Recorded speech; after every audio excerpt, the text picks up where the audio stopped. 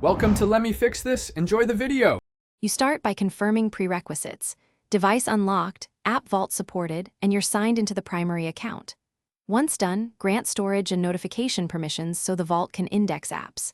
Open App Vault from the home gesture or shortcut. Make sure background refresh is allowed. Now create a new vault folder, name it clearly, and choose a secure lock type. This first setup gets everything ready for adding apps and rules. Don't skip the backup step. Next, add apps into the vault. Use the search to find each app, tap to include, and group related apps into collections for faster access. Once added, configure visibility rules, set time windows, location constraints, or network conditions so apps appear only when needed. Then tune auto-lock timing and sync frequency to balance speed and security. Make sure app icons and metadata are correct. If not, refresh indexing. These middle steps shape how the vault behaves daily. Finally, test everything.